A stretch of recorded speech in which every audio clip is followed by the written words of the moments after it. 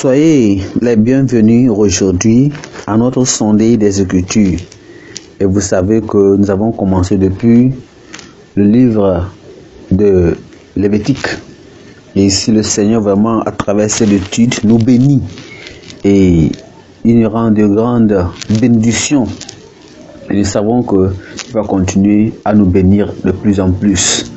Alors, nous avons commencé cette étude. Vraiment, le Seigneur nous a bénis. Vraiment, nous a bénis. Et il continue à nous bénir à travers cette étude. Et nous allons continuer aujourd'hui dans les chapitres de Lévitique, chapitre 13, 14 et 15. Avant que nous y allons, nous allons prier. Père Seigneur, nous te remercions. Nous te bénissons aujourd'hui pour cette parole. Nous savons que Seigneur, tu es un Dieu grand, un Dieu puissant. Et tu fais toutes choses selon ta parole. Et tu veux toujours nous bénir, Seigneur. Nous prions qu'aujourd'hui, qu'à travers cette parole, nous serons, Seigneur, des écouteurs. Et aussi, nous serons des gens qui vont pratiquer, mettre en pratique, Seigneur, ce que tu nous donnes. Au nom de Jésus. Nous prions aujourd'hui, Seigneur, que tu nous illumines, tu nous éclaircisses. Et que, Seigneur, tu nous donnes l'entendement et le cœur prêt à obéir à ta parole lorsque elle vient. Seigneur, merci parce que nous savons que tu nous as exaucés.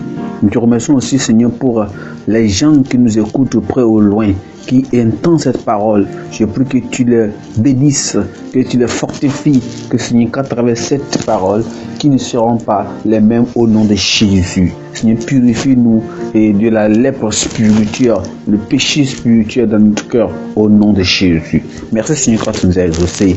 Au nom précieux de Jésus, nous avons prié. Amen. Amen. Nous venons dans notre étude d'aujourd'hui qui est dans le livre de Lévitique chapitre 13. Nous allons lire notre Lévitique chapitre 13. Lévitique chapitre 13, nous allons voir le verset 1. À partir du verset 1. Dit, et le Seigneur dit, l'Éternel parla à Moïse et dit, et Aaron, et dit, lorsqu'un homme aura sur la peau de son corps une tumeur, une dartre et une tache blanche qui ressembla à une plaie de lèpre sur la peau de son corps, on l'amènera au sacrificateur Aaron ou à l'un de ses fils qui sont sacrificateurs. Le sacrificateur examinera la plaie qui est sur la peau du corps. Si le poil de la plaie est devenu blanc et que la plaie paraisse plus profonde que la peau du corps, c'est une plaie de lèpre. Le sacrificateur qui aura fait l'examen déclarera cet homme impur. S'il a sur la peau du corps une tache blanche qui ne paraisse pas plus profonde que la peau et que la poêle ne soit pas devenue blanc, le sacrificateur enfermera pendant 7 jours celui qui a la plaie. Verset 5 dit, le sacrificateur l'examinera le 7e jour. Si la plaie lui paraît ne pas avoir fait de progrès et ne pas être étendue sur la peau, le sacrificateur l'enfermera une seconde fois pendant 7 jours. Le sacrificateur l'examinera une seconde fois le 7e jour. Si la plaie est devenue pâle et ne s'est pas étendue sur la peau, le sacrificateur déclarera cet homme pur. C'est une dartre. Il lavera ses vêtements et il sera pur. Et il sera comment? Pur. Il sera pur. Frères et sœurs, c'est ce que nous parlons d'aujourd'hui. Nous parlons d'aujourd'hui de notre thème qui est vraiment important.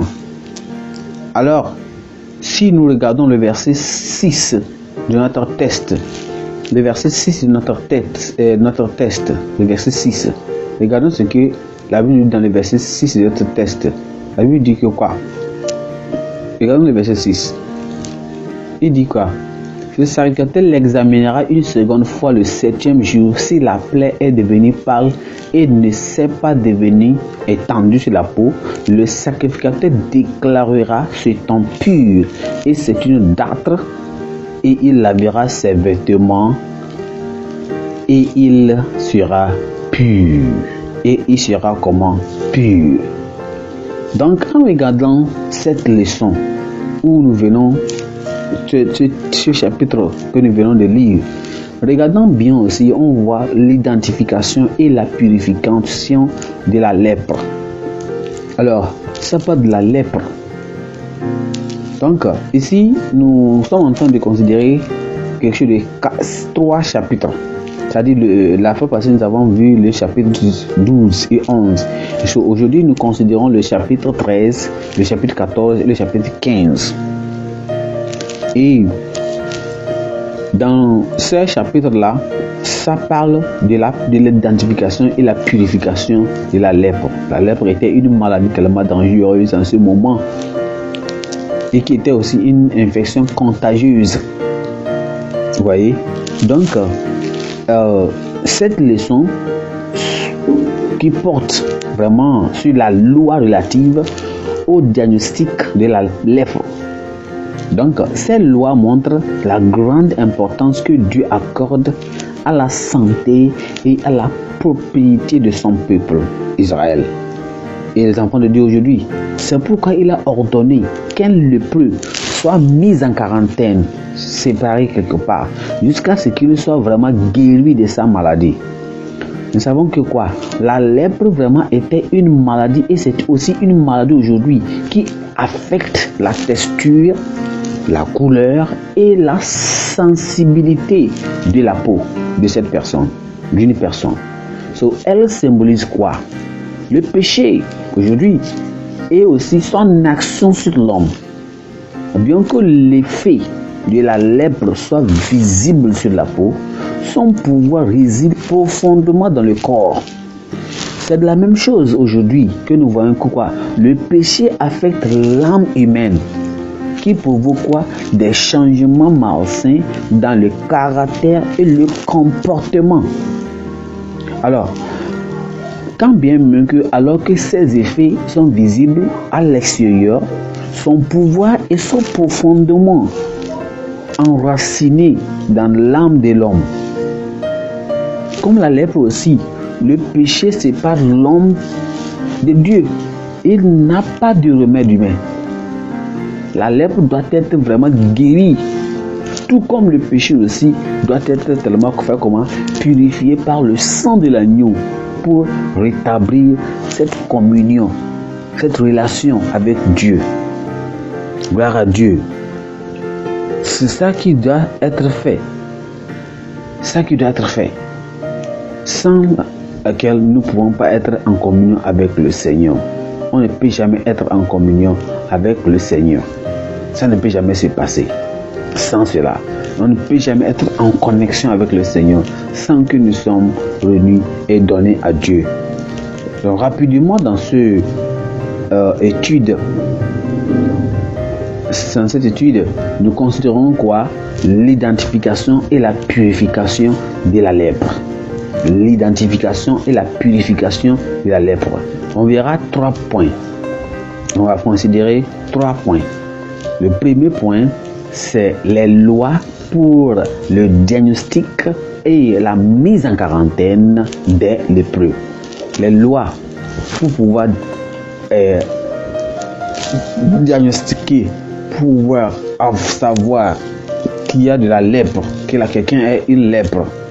Et dernièrement, on aura quoi? Comment ils doivent être mis à part, séparés des autres personnes qui sont saines.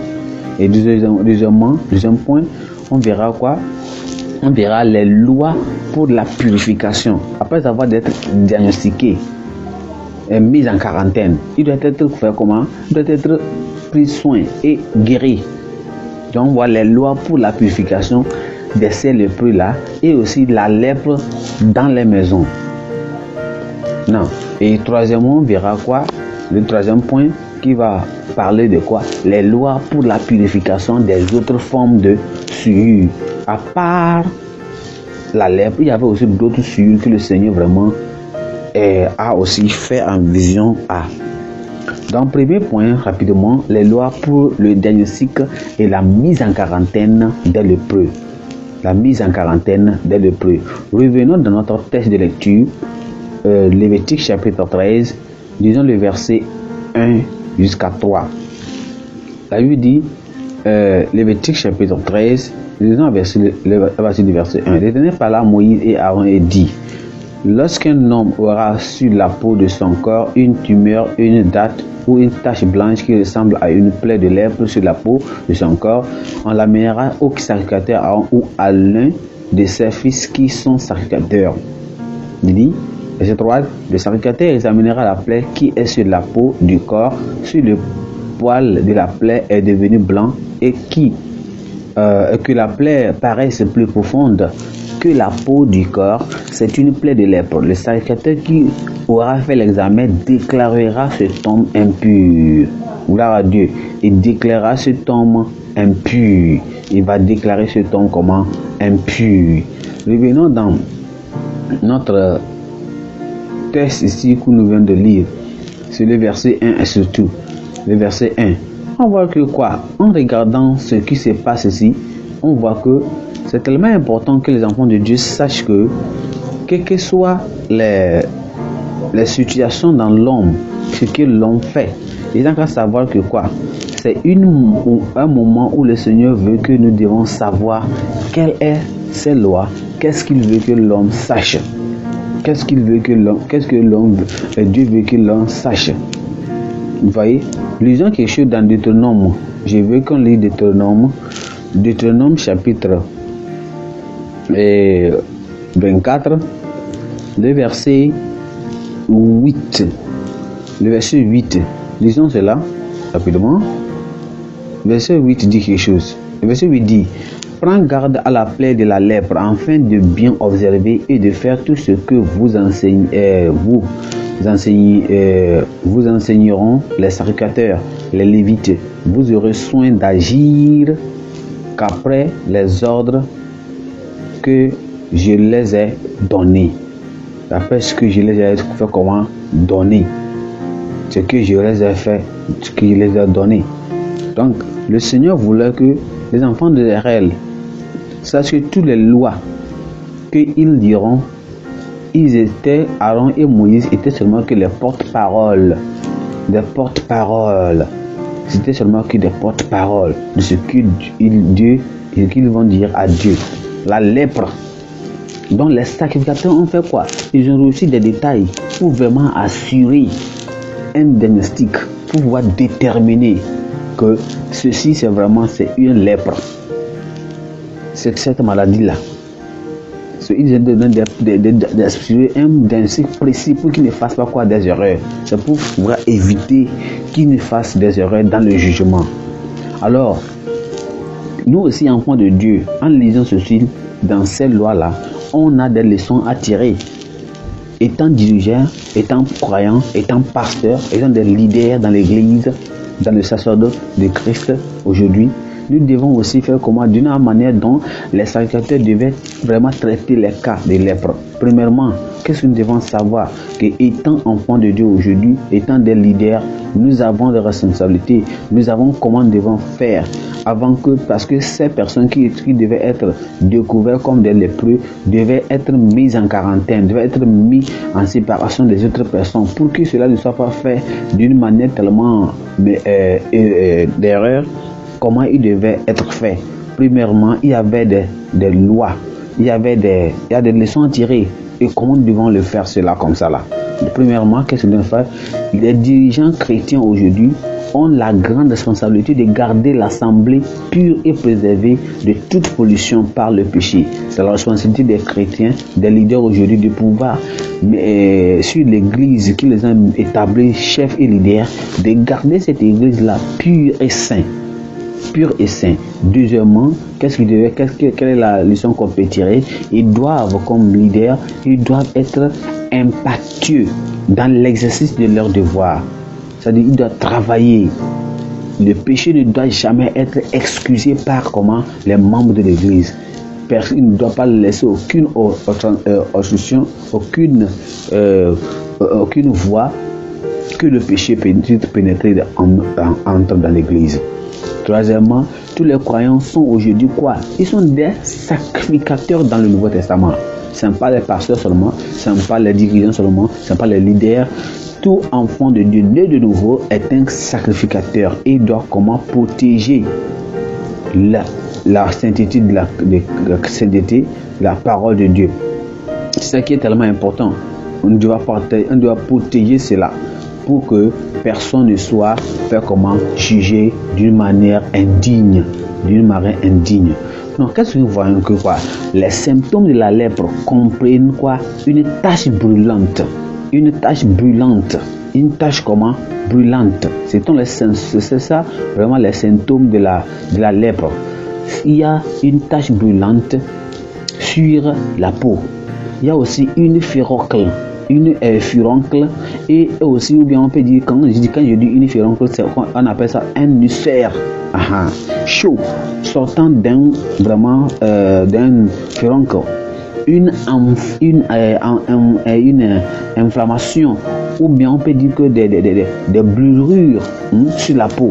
Il y a aussi même une inflammation sur la tête, où la barbe même entraîne la chute des poils. Il y a aussi des plaies dans les vêtements et même il y a aussi dans les habitations, là où ils vivent. La lèpre vraiment était diagnostiquée si la tache sur la peau était déprimée et si les cheveux devenaient blancs. Pourquoi je dis cela? Pourquoi je dis que si Dieu avait donné si les cheveux deviennent blancs? Parce que les Israéliens, vraiment, dans ce moment-là, les Israéliens avaient des cheveux tellement noirs, des cheveux foncés, blancs. Pour cela, par conséquent, si il y avait un changement de couleur vers de couleur blanc, des couleurs blancs qui étaient vraiment dans leurs cheveux, cela veut dire que quoi? Si les cheveux devenaient blancs, ça veut dire que cette personne-là est atteinte de quoi? De cette maladie qu'on appelle la lèpre. En cas de doute, s'il y avait de la doute sur le cas de cette personne-là, cette victime-là était maintenue en isolation, ça que j'appelle en quarantaine. Et pendant 7 jours, cette personne devait être mise en quarantaine. Et après ces 7 jours-là, cette personne sera examinée. Mais s'il y a encore de doutes que ces jours ne sont pas assurés, ils vont encore mettre cette personne encore en quarantaine pour une 7e jour pour de 7 jours encore pour être tellement assuré. Alors si toutefois, si les sacrificateurs vraiment confirmaient que la victime n'était pas infectée par la lèpre, alors il lui demandait de faire quoi? De se laver et de retourner dans l'assemblée et rejoindre les autres personnes qui sont les autres personnes saines. C'est ça qui était vraiment fait en ce moment-là. Donc, en tout cela, il y a vraiment des leçons que nous pouvons apprendre. Il y a des leçons en cela. Il y a des leçons. Et quelles sont ces leçons que nous pouvons apprendre concernant cela? Donc, il y a des leçons à tirer pour les dirigeants et les croyants chrétiens de la manière dont les sacrificateurs devaient traiter vraiment les cas des lèpres. Vous voyez? Des lèpres. Comment ils devaient traiter ces cas de lèpre? Comment ils devaient vraiment traiter ces cas-là? Premièrement, ils doivent être impactés dans l'exercice du devoir. Le péché, comme je l'ai dit, ne doit pas être rentré dans l'église. Jamais. Ça ne doit être dans l'église. Donc, ces leçons sur comment cette lèpre apparaîtrait, bien apparaît sur le corps, devait vraiment aussi donner des leçons à nous. Je parle de quoi? Les leçons suivantes sur la façon dont la lèpre vraiment apparaît sur une personne sont tellement vraiment dignes que nous aussi on peut apprendre. Ça veut dire que premièrement, elle peut apparaître. Elle peut apparaître comment? Elle peut apparaître spontanément sur la peau. C'est comme ça que la lèpre faisait. Elle pouvait apparaître spontanément comment? Sur la peau. Nous devons faire quoi, enfants de Dieu, aujourd'hui? Veiller à ce que le péché ne se manifeste pas dans nos cœurs. Voyez, si nous sommes en train de parler de la lèpre, et la lèpre est comparée aujourd'hui du péché aujourd'hui. Deuxièmement, la lèpre pouvait apparaître sur la peau, là où un furoncle ou une brûlure avait été guéri. Vous voyez, où une brûlure était comment guérie. Alors, c'est ce que Dieu voulait que les enfants d'Israël sachent et qu'ils fassent attention afin qu'ils ne puissent pas entrer dans des problèmes où le Seigneur ne sera jamais tellement content. Et ça qu'il a dit, tellement important. Regardez ce que la Bible nous dit dans Lévitique chapitre 13. Lévitique chapitre 13, le verset 12. Regardez ceci. Parce que Dieu veut que nous entendons sa parole et nous faisons ce qu'il veut, c'est tout. On dit, si la lèpre fait une éruption sur la peau et couvre toute la peau de celui qui a la plaie, depuis la tête jusqu'aux pieds, partout où le sacrificateur portera ses regards, le sacrificateur l'examinera. Le verset 13 dit, et quand il aura vu que la lèpre couvre tout le corps, il déclarera pur celui qui a la plaie, comme il est entièrement devenu blanc. Voyez, non? Maintenant, il est comment? Pur. Maintenant, il est comment? Pur. Il devait voir cette corps-là. S'il voit que tout le corps est devenu maintenant blanc, tout le corps est couvert de, tout le corps est blanc, la lèpre est partout dans tout le corps, donc il peut déclarer cette personne-là comment? Maintenant, pure. Ça veut dire que cette personne-là est guérie de la quoi? De cette je dirais de cette lèpre, de cette comment? Lèpre, de cette lèpre. Gloire à Dieu, de cette lèpre. Donc ici, qu'est-ce que nous voyons ici? Comment expliquer que ce simple tache de lèpre visible rend un homme impur? Parce qu'un homme vraiment, dont la peau est couverte de lèpre jusqu'au pied est déclaré pur. Pourquoi? Comment on peut l'expliquer? Cela explique, parce que je dis que tout le corps doit être rempli. Si le corps est blanc, ça veut dire que si le corps est vraiment couvert de quoi? De la lèpre blanche, ça veut dire que cette personne doit être comment? Déclarée pure. Qu'est-ce que cette chose-là nous signifie aujourd'hui? Comment elle peut s'expliquer à nous aujourd'hui? L'explication, c'est que lorsque la lèpre est devenue blanche sur toute la surface, c'est-à-dire la maladie n'est plus active encore. La maladie n'est plus encore active. Elle n'est plus aussi infectieuse. C'est ça. Donc en ce moment où quand la lèpre vraiment entoure tout le corps de la personne, ça devient blanc, ça veut dire que cette maladie n'est plus encore comment active. Elle n'est plus encore infectieuse. Donc dans ce cas-là, le sacrificateur devrait comment déclarer cette personne comment pure. Non, cette leçon fondamentale que nous devons apprendre ici, c'est quoi?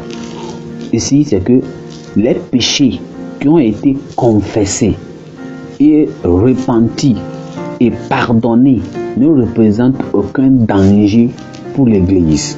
Quelqu'un qui a fait le péché et il a confessé, il est né de nouveau, ça ne constitue plus encore comment un danger pour l'Église.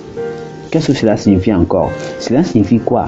Si qu'il y avait des cas qui ressemblaient à la lèpre, mais après que les sacrificateurs les aient bien examinés, ils les déclaraient simplement purs et les permettaient de rester encore comment? Dans la société, dans le temple.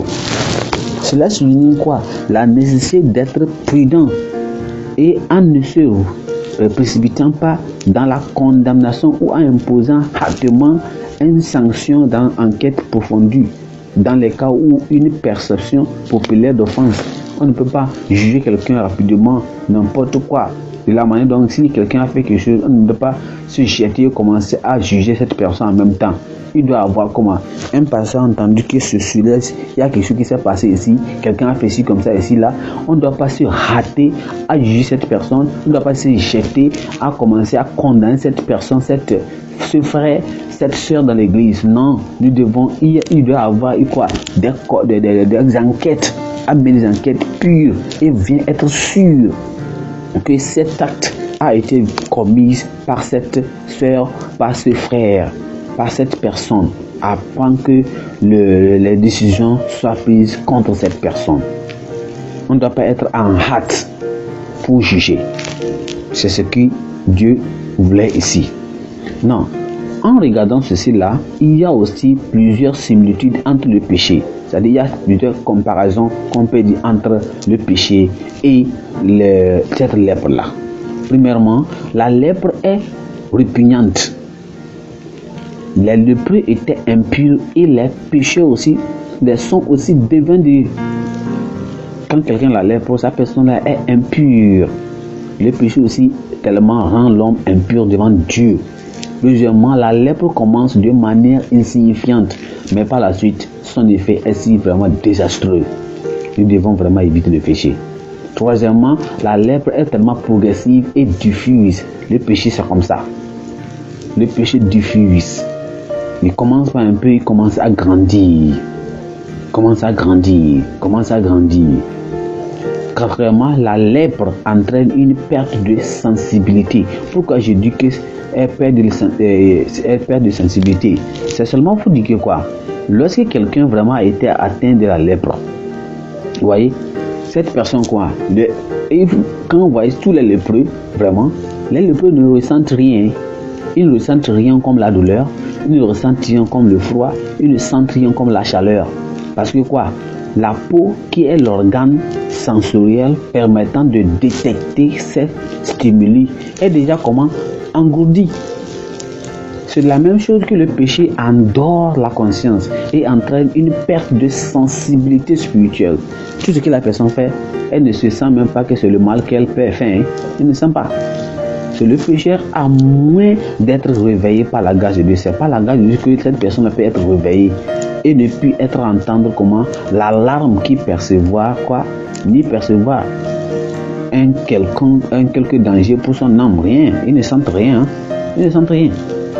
Et finalement, nous voyons que en cinquième position, on voit que la lèpre séparait sa victime de l'assemblée d'Israël. Cela rendait qu'ils sont séparés. C'est la même chose que le péché fait à l'homme aujourd'hui. Le péché rend un homme être séparé de son créateur, de Dieu. Que le Seigneur nous aide à vraiment éviter le péché au nom de Jésus. Et que chaque pécheur vient pour rencontrer le Seigneur, pour être sauvé. Et là, il sera en train de reconnu encore comme enfant de Dieu. Point numéro 2, rapidement, on voit les lois pour la purification des lépreux et de la lèpre dans les maisons. La lèpre dans les maisons. Dans quoi? Dans les maisons. Regardez dans Matthieu chapitre. Lisons Matthieu chapitre 8 plutôt. Matthieu chapitre 8. Lisons le verset 4. Verset 4. Il dit quoi? La Bible dit: puis Jésus lui dit, garde-toi d'en parler à personne, mais va te montrer au sacrificateur qui présente l'offrande que Moïse a prescrit, afin que cela leur serve de témoignage. Afin que cela leur serve de quoi? De témoignage. Jésus-Christ a guéri un lépreux et il a demandé à ce qu'il fasse quelque chose. Il devait aller se présenter au Seigneur Jésus, au sacrificateur, et là c'est ça qui sera comme un témoignage pour eux. Alors qu'est-ce que nous voyons ici? Dieu ne s'est pas arrêté aux lois qui concernaient quoi? Le diagnostic de la lèpre par les sacrificateurs. C'est pourquoi je dis quoi? Les lois pour la purification. Après que Dieu a donné les lois, comment il peut faire comment pour diagnostiquer, pour détecter que vraiment quelqu'un avait la lèpre. Et après que la personne a pu être détectée, Dieu va faire quoi? Si le docteur a pu détecter une maladie dans le corps de quelqu'un, ce docteur doit procéder maintenant à faire comment? À chercher à guérir cette personne. C'est ça. Donc il a également instruit les enfants d'Israël sur le rite de purification pour purifier les lépreux confirmés. Dieu voulant qu'ils comprennent que même si la lèpre était incurable par les efforts humains et que les lépreux étaient comme morts, il y avait encore de l'espoir pour le péché, pour ces lépreux-là en Israël. C'est pourquoi Dieu a dit quoi? Dieu a indiqué à Moïse qu'il devait faire lorsque la lèpre d'un lépreux était ou bien avait disparu, ce qu'il devait faire. Le prêtre ou bien Le sacrificateur devait sortir du temple, du camp, pour le rencontrer et l'examiner afin de confirmer qu'il était vraiment guéri. Donc l'homme ne pouvait pas aller voir le sacrificateur lui-même, non. Parce qu'il était comment? En quarantaine. Il était exclu quelque part. C'est lui qui devait. Il était hors de la communauté. C'est lui qui devait. Le sacrificateur devait aller là-bas. Et après que le sacrificateur lui a rendu confirmé maintenant, guéri, il va procéder quoi? Au rite de purification. Il s'agit de 2 cérémonies à faire. L'un à l'extérieur du camp et l'autre au cours du tabernacle avec un intervalle de 16 jours entre eux. Le premier qui est à l'extérieur du camp, ça doit prendre quelque chose de quoi? Quand il fait ça, après 7 jours encore, il fera l'autre qui sera dans le cours du tabernacle. C'est la même chose. Cette cérémonie extérieure porte quoi? Une construit sur le but de quoi? De l'homme de purifier dans la société civile, tandis que la cérémonie au corps avait pour but de rétablir encore la communion religieuse dans le culte. Vous voyez cela, non? Donc cela aussi a des leçons vraiment que nous pouvons aussi voir. Et cela, c'est la même chose. C'est la même chose aujourd'hui. Donc, nous voyons que quoi? De la même chose, Christ est mort et ressuscité pour nous. Donc, n'importe quel croyant est identifié à lui dans la mort. C'est pourquoi nous sommes au baptême, tu es immergé dans l'eau et tu es relevé en haut. Ça veut dire que tu es mort avec Christ et tu es ressuscité avec Christ. Gloire à Dieu. C'était la signification de ces deux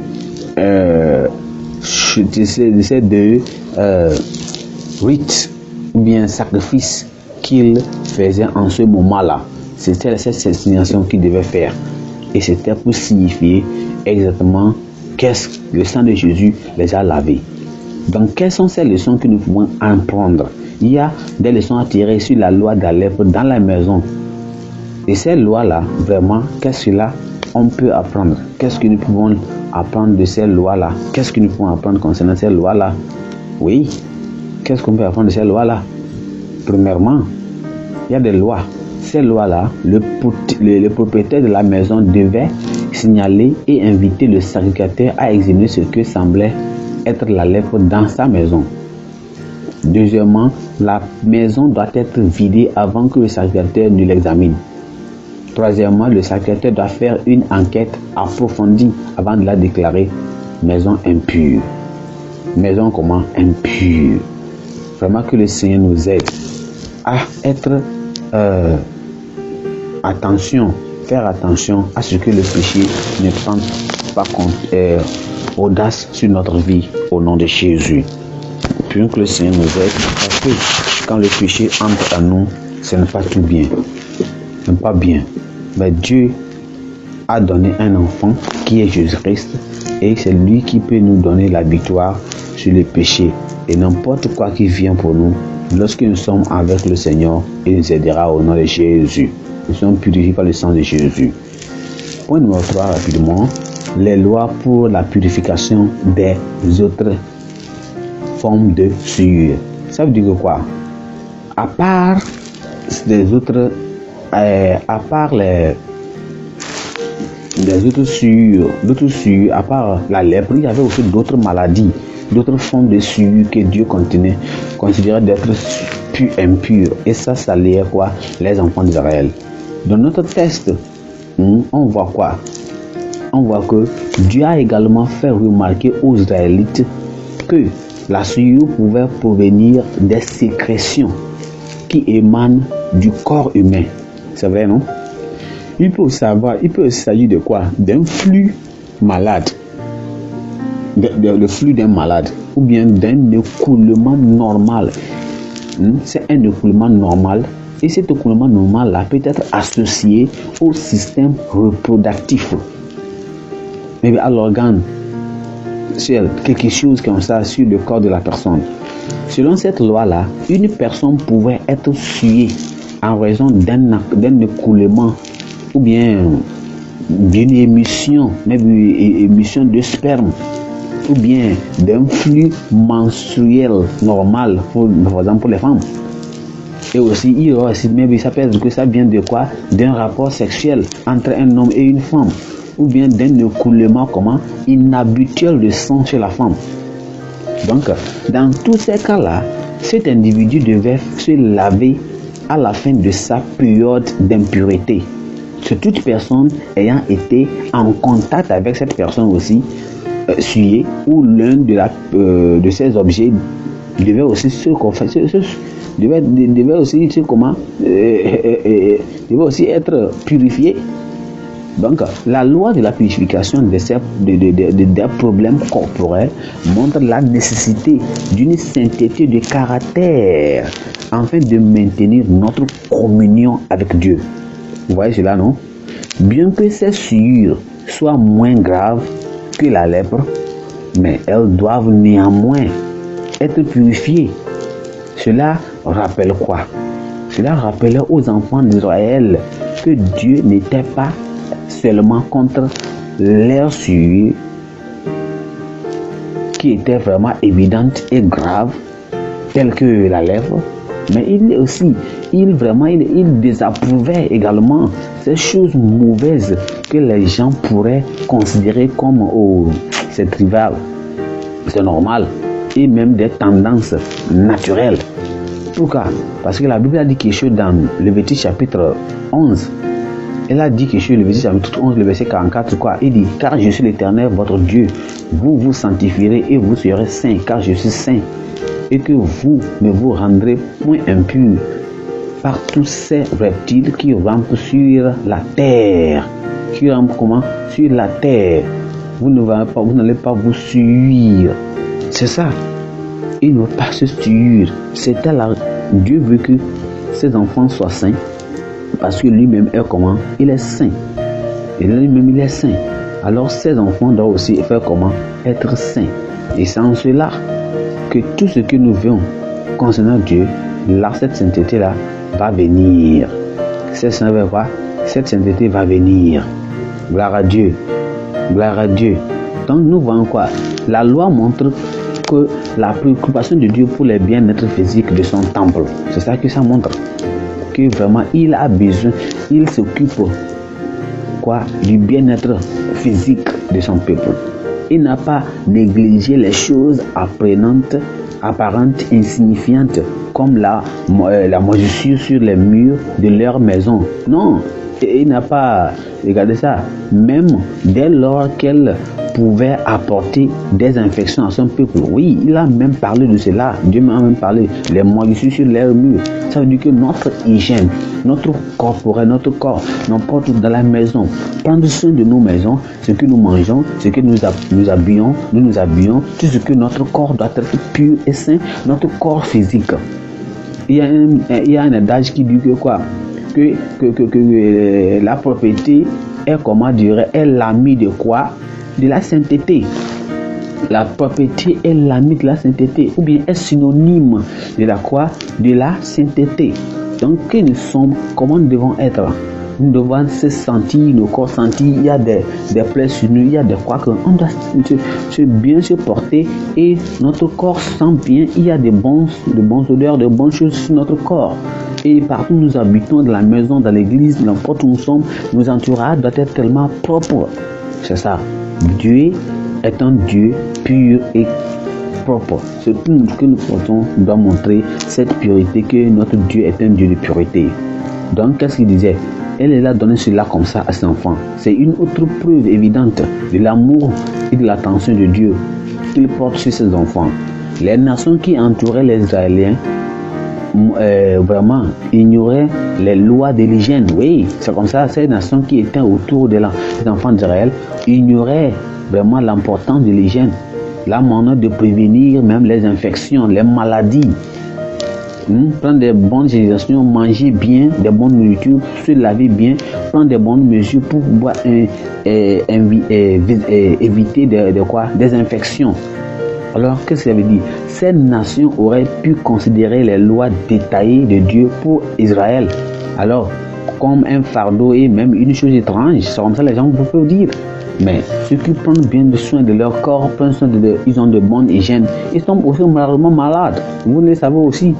Non, mais en se conformant à ces lois, Israël prouvait qu'il aimait Dieu, et ils aussi honoraient Dieu, et aussi il se distinguait de ses voisins.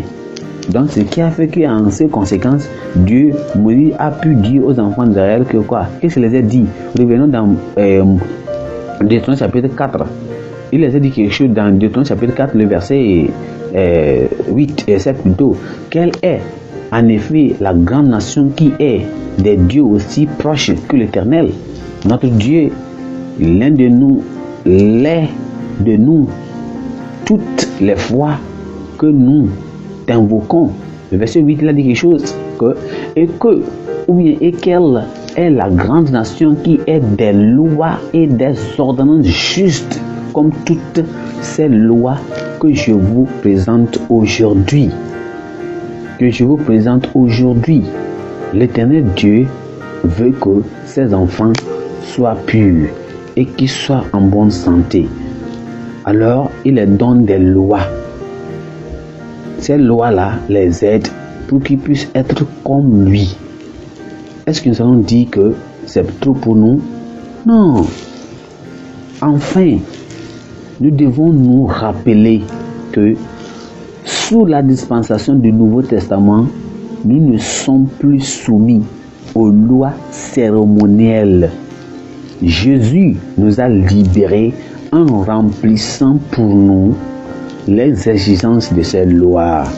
Cependant, nous pouvons encore bénéficier des principes de justice, de sainteté, de l'hygiène qu'elle vraiment énonce. Que le Seigneur nous aide à être proche de lui et faire ce qu'il veut que nous fassions. C'est ça qui va nous amener à la bénédiction propre qu'il veut, quel que soit le problème. C'est tout. C'est tout. C'est tout. C'est tout. C'est tout. Alors, Jésus-Christ a fait tout. Venons seulement à lui. Le péché de la lèpre, qui est le péché aujourd'hui, la lèpre et tout cela, nous venons à Dieu et il va nous sauver, il nous rendra purs. Regarde ta vie. Est-ce qu'il y a un péché là-bas? Toi, un leader, toi le pasteur, tu es le leader. Comment tu juges les situations dans l'église quand les choses se passent? Et enfant de Dieu, est-ce que tu prends soin de ton corps? Est-ce que l'hygiène y est?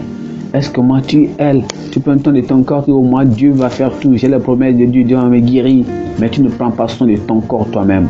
Que le Seigneur nous aide aujourd'hui à être sensibles, prêts à être vraiment propres dans nous-mêmes et représenter notre nature, la nature de notre Seigneur Jésus-Christ, la nature de Dieu, la nature du ciel. Amen. Je veux que tu fermes tes yeux et pries. Le Seigneur t'aime. Il veut que nous venons à lui et nous allons faire seulement ce qu'il veut que nous fassions. Jésus-Christ dit viens. Il dit la paix sur le prix, viens. Toi le péché, viens. Le Seigneur te recevra au nom de Jésus. Quand il le fera, le Seigneur te bénira au nom de Jésus. Oh Seigneur, merci aujourd'hui pour cette parole. Nous te bénissons parce que tu as ouvert nos yeux. Nous prions Seigneur, que le Seigneur nous allons, en écoutant ta parole, nous allons le mettre en pratique. Oh Seigneur, merci parce que tu nous as exaucés. Nous te bénissons et t'exaltons encore. Seigneur, aide-nous à identifier tout ce qui est mal en nous. Et Seigneur, c'est que tu es prêt. Tous les pécheurs qui vont écouter cette parole et criant à toi, Seigneur, je sais que tu vas les écouter. La raison pour laquelle tu es venu sur cette terre, mourir sur la croix pour les pécheurs. Seigneur, aide-nous, nous sommes les enfants de Dieu, à s'abstenir du levain, à s'abstenir du péché, pour ne pas y entrer au nom de Jésus. Merci Seigneur car tu nous as exaucés. Au nom précieux de Jésus, nous avons prié. Amen. Merci, que le Seigneur vous bénisse. Et si vous êtes la semaine prochaine, on se verra si Jésus tarde. Merci. Amen.